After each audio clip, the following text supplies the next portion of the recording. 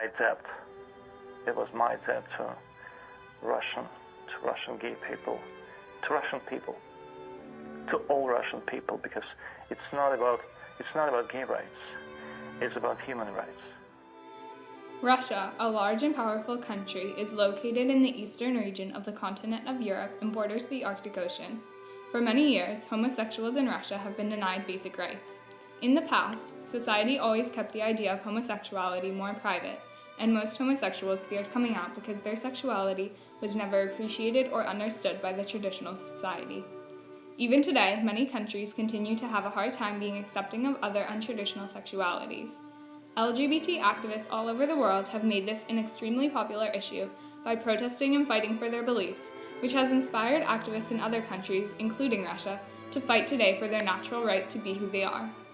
Russia's historical values of collective identity has also caused them to look away from any people who are expressing themselves and being different than everyone else. It is the responsibility of the Russian government to repeal the oppressive and homophobic laws against homosexuals, because as an influential world power, their unjust laws are at risk of affecting millions of people, and they should use this influence for positive reinforcement of modern ideals instead of holding on to the values of traditional marriage.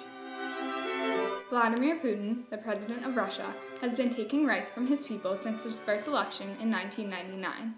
Putin censors newspaper articles and television broadcasts, discourages any group that challenges him, and aids government officials in passing new laws against gay propaganda and pride parades. The close relationship between Vladimir Putin and the Russian Orthodox Church explains the government's hesitance toward gay rights, as the Church believes in the traditional value of marriage between a man and a woman. A prime example of Putin's actions is in the case of Anton Krasovsky. Krasovsky was a popular Russian television host until he came out as a homosexual while his show was on air, causing an uproar. The video was quickly removed from the internet and he lost his job immediately following. In the following clip from MSNBC, Krasovsky describes his current situation. And I'm sitting home without job and actually without money. But that's it. Because I said that I'm gay. Krasovsky is proof that Vladimir Putin and the Russian parliament are hiding information about the ways they deal with homosexuals in Russia. It seems to me that the law we adopted doesn't harm anybody. What's more, homosexual people, can't feel inferior here because there is no professional, career or social discrimination against them.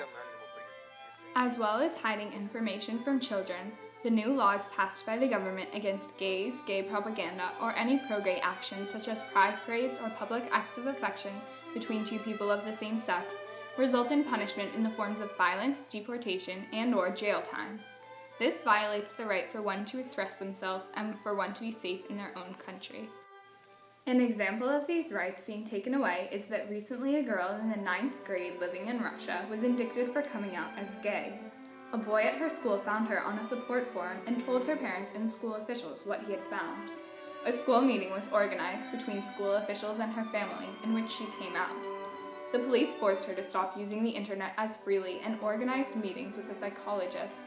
She was alienated from her community and did not even receive the mandated psychological help she was supposed to. She posted to a support group to try to get help, and as a result, the leader of this support group was approached and was fined $2,850 for distributing gay propaganda. It is not only the government who are showing anti-gay sentiment in Russia. Government-supporting citizens have taken it upon themselves to promote the homophobic agenda. This means that besides fines and deportation, a homosexual in Russia is subject to slurs and violence from their own neighbors. In St. Petersburg, Russia, there is an LGBT event held every Saturday, a tea party gathering for homosexuals with the name Rainbow Tea Party. In November of 2013, attendees of this tea party were subject to a brutal homophobic attack. 2 masked Russians broke into the party, screaming slurs, kicking, beating, and shooting with air guns at anyone in the room. Dmitry Shizevsky, a victim of the attack, was blinded when one of the pellets from the guns became lodged behind his right eye. This was not an isolated incident. Every day in Russia, citizens are attacking not only people they believe to be homosexual, but people they believe to support gay rights too. It is impossible for Russians to stand up to these laws without repercussions. Blasphemy, or speaking poorly of the church or government, is now illegal in Russia. Gay propaganda is banned, but the definition of propaganda is so loose that bearing a sign with a pink triangle or even holding hands with the same sex in front of children is cause enough for beatings and arrests. The goal of these anti-gay laws is to give Russia a chance at raising a pure generation, despite it being too late for, quote, adult homosexualists. These are the words of the chair of the Duma committee, Yelena Nizalina, and the pure generation she is referring to is in all heterosexual Russia. The idea of raising an entirely straight race shows that Russia has no intentions of repealing their laws anytime soon. Even if the ideals of heterosexuality are taught generation to generation in Russia, there will still be gay and lesbian Russians being born every year, not to mention immigrants. Statistically, 1 in 10 people is homosexual, the same statistic as left-handed people to right. Russia's attempt to raise an all-heterosexual generation is like attempting to raise an all-right-handed generation. The traits are intrinsically attached to each person, and it is impossible for them to change. That being said, perhaps the Russian government is scaring people into compliance. Only 7% of Russians oppose the anti-gay bill. Moscow has officially banned pride parades for 100 years, another example of the planned longevity of Russia's discrimination. At the Sochi 2014 Olympics, discrimination against homosexuals was taken to another level. Russian homosexuals were not allowed to compete, and this sparked many protests among competitors and onlookers alike. Though the games were not boycotted, some people did try to speak out. In response to the discrimination directed towards Russian athletes at the Sochi Olympics, over 100,000 rights activists petitioned the International Olympic Committee, or IOC, to withhold from conducting the Olympics in countries with discriminatory laws. They also suggested amending the Olympic Charter to protect the rights of homosexuals and want it to be required for the host city to sign a contract including human rights pledges. If the IOC adopts these changes, it will be a huge stride in the fight for gay rights, because with 4 billion viewers worldwide, the Olympics have become more than a televised sporting event.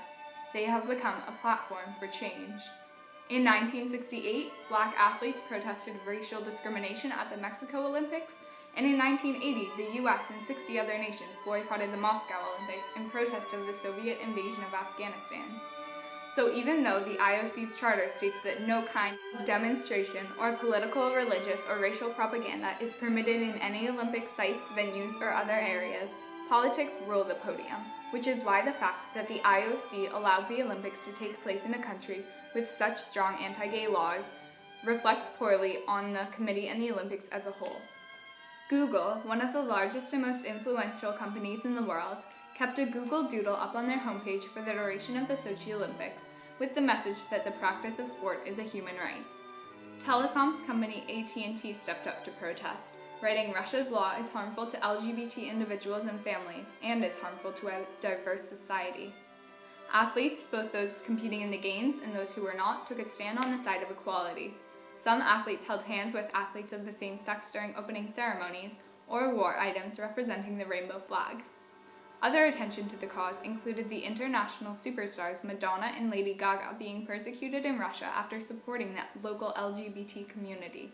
They were both fined and faced legal proceedings. Once enough people, countries, and corporations begin fighting for gay rights and stand up against the laws, some things may change. Even though many are accepting and understanding of these issues, others are still hesitant to aid people in need. Despite those who spoke out, others made the decision not to, as they decided that there is a time and place to fight for your rights, and the Olympics was not that place. Some people wonder, why not leave Russia? There are many other countries who support and celebrate their LGBT citizens. There may not be a direct answer for this, but the fact is that if everyone leaves, there will be no one to fight. Additionally, it is illegal for Russian children to be adopted by US citizens, making it difficult for future generations to leave. Russia has already expressed its desire to keep these laws as long as possible, and if the laws remain and Russia's influence grows, it could spark similar sentiments in other countries. Already, Russia has spread its anti-gay laws to the newly Russian Crimea. Russia has been known to start political trends, such as the popularization of communism. If more countries adopt Russia's laws, gay rights will be almost non-existent, and the quality of life for homosexuals will decline greatly if the treatment of homosexuals in Russia right now is anything to compare to. The important topic of the fight for gay rights in Russia is significant and relevant as it is happening right now. Homosexuals are being unfairly persecuted and discriminated against, and therefore are doing all they can to obtain their natural right to be who they are. Activists all over the world have made this controversial topic a worldwide issue. The controversy between heterosexual and homosexual marriage in Russia has raised awareness of this long-standing issue. Hopefully, in the future, the fight for gay rights will no longer be an unresolved issue for the people of Russia or people in other countries.